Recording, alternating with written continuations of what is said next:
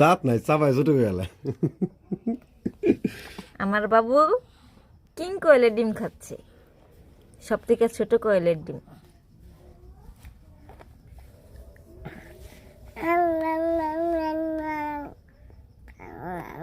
মজা বাবা, বাবা কি মজা? হ্যাঁ, ডিম কি মজা? কুসুম খায় কেড়ে কুসুম দিলে মুখে খেলে।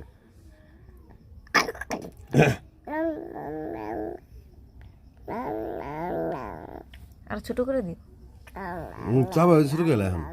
দাঁত মারিব।